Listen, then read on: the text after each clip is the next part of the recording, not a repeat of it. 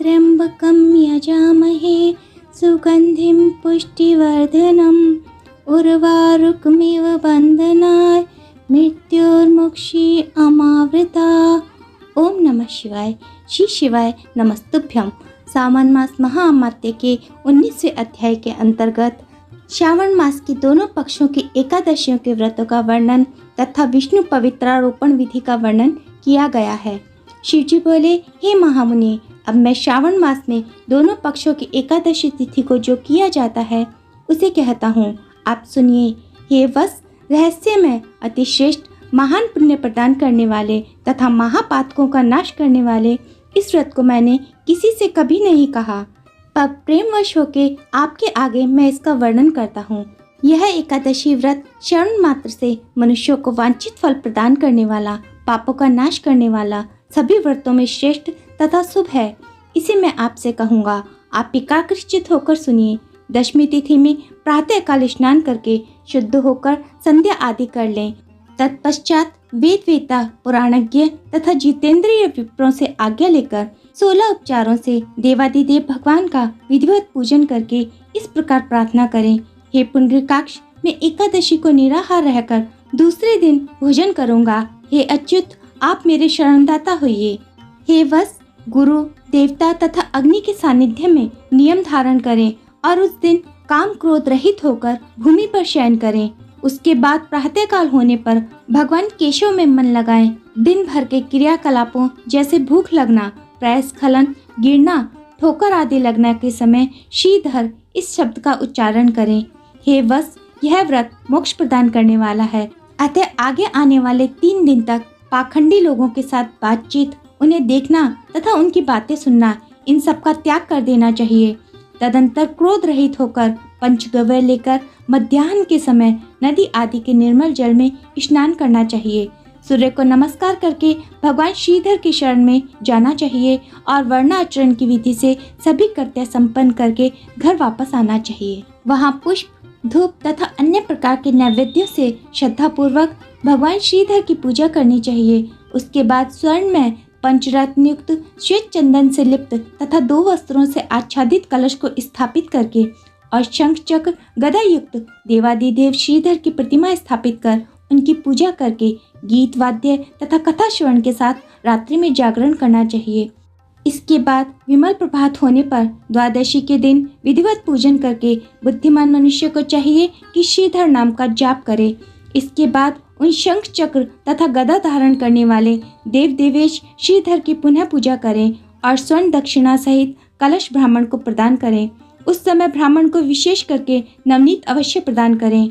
यह सब करने के बाद भगवान से इस प्रकार प्रार्थना करें, भगवान श्रीधर, आज आप मुझ पर प्रसन्न हो और मुझे अत्युत्तम लक्ष्मी प्रदान करें। हे मुनिश्रेष्ठ, इस प्रकार उच्चारण करके जगत गुरु श्रीधर से प्रार्थना करके श्रेष्ठ ब्राह्मणों को भोजन कराकर अपने सामर्थ्य अनुसार दक्षिणा देनी चाहिए।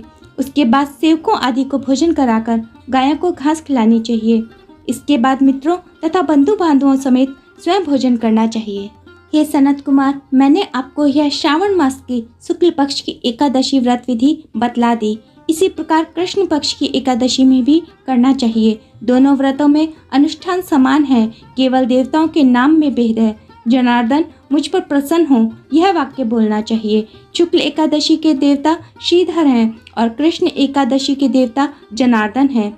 हे सनत कुमार, यह मैंने आपसे दोनों एकादशियों के व्रत का वर्णन कर दिया है। इस एकादशी व्रत के समान पुण्य व्रत न तो कभी हुआ है और न ही होगा। आपको यह व्रत गुप्त रखना चाहिए और दुष्ट हृदय वालों को नहीं प्रदान करना चाहिए। शिव जी ने कहा, हे सनत कुमार, अब मैं द्वादशी तिथि में होने वाले श्री हरि के पवित्रारोपण व्रत का वर्णन करूंगा। पिछले अध्याय में देवी के कहे गए पवित्रारोपण विधि के समान ही इसका भी पवित्रारोपण होता है। इसमें जो विशेष बात है उसे मैं बताऊंगा, सावधान चित्त होकर सुनिए। हे महामुनि, इस व्रत के लिए जो अधिकारी बताया गया है उसे आप सुने। ब्राह्मण, क्षत्रिय, वैश्य, शूद्र तथा स्त्री, इन सभी को अपने धर्म में स्थित होकर भक्ति पूर्वक पवित्रारोपण करना चाहिए। द्विज को चाहिए कि अतो देवा अवंतु नो यतो विष्णु विचक्रमे पृथ्वीवा सप्तम धाम भी, इस मंत्र से विष्णु की पूजा करें। स्त्रियों तथा शूद्रों के लिए नाम मंत्र है जिसके द्वारा वे विष्णु की पूजा करें।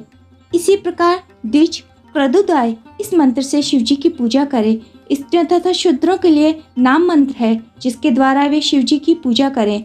सतयुग में मणिमय, त्रेता में स्वर्ण में, द्वापर में रेशम का और कलयुग में कपास का सूत्र पवित्रक के लिए बताया गया है। सन्यासियों को शुभ मानस पवित्रारोपण करना चाहिए। बनाए गए पवित्रक को सर्वप्रथम बांस की सुंदर टोकरी में रखकर शुद्ध वस्त्र से ढककर भगवान के सम्मुख रखें और इस प्रकार कहें, हे भगवान, हे प्रभु, क्रियालोप के विधान के लिए जो आपने आच्छादन किया है, हे देव, आपकी प्रसन्नता के लिए मैं इसे करता हूँ।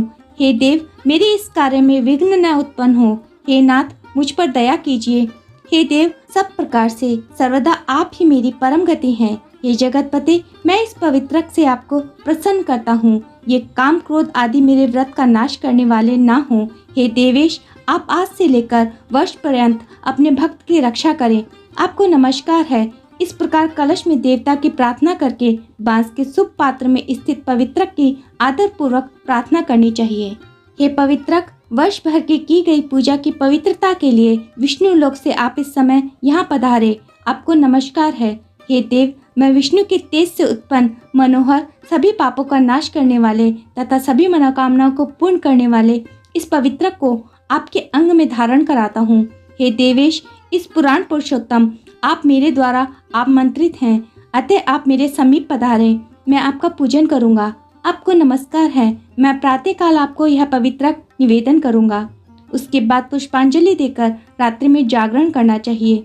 एकादशी के दिन अधिवासन करें और द्वादशी के दिन प्रातःकाल पूजन करें। पुनः हाथ में गंध दुर्वा तथा अक्षत के साथ पवित्रक लेकर ऐसा कहें, हे देव देव, आपको नमस्कार है। वर्ष पर्यंत की गई पूजा का फल देने वाले इस पवित्रक को पवित्रीकरण हेतु आप ग्रहण कीजिए। मैंने जो भी दुष्कृत्य किया है उसके लिए आप आज मुझे पवित्र कीजिए। हे देव, हे सुरेश्वर, आपके अनुग्रह से मैं शुद्ध हो जाऊं। इस प्रकार मूल मंत्र से संपुटित इन मंत्रों के द्वारा पवित्रक अर्पण करें। तदंतर महानैवेद्य अर्पित करके नीलांजन प्रार्थना करें और मूल मंत्र से ध्रस सहित खीर का अग्नि में हवन करें। इसके बाद इसी मंत्र से पवित्रक का विसर्जन करके इस प्रकार बोलें, हे पवित्रक, वर्ष भर की गई मेरी शुभ पूजा को पूर्ण करके अब आप विसर्जित होकर विष्णु लोक को प्रस्थान करें। इसके बाद पवित्रक को उतारकर ब्राह्मण को प्रदान कर दें अथवा जल में विसर्जित कर दें। हे वत्स, मैंने आपसे श्री हरि के इस पवित्रारोपण का वर्णन कर दिया। इसे करने वाला इस लोक में सुख भोगकर अंत में बैकुंठ धाम को प्राप्त करता है। इस प्रकार से स्कंद पुराण के अंतर्गत ईश्वर सनत कुमार संवाद में श्रावण मास महामात्य में उभयकादशी व्रत कथन और द्वादशी में विष्णु पवित्रारोपण कथन नामक 19वां अध्याय पूर्ण हुआ। सावन के इस पवित्र महीने में सावन मास महामात्य की कथा सुनने वालों की सभी मनोकामनाएं भगवान महादेव की कृपा से पूर्ण हो जाती हैं। हर हर महादेव, जय भोलेनाथ। भगवान भोलेनाथ आपकी सभी मनोकामनाओं को पूरा अवश्य ही करेंगे।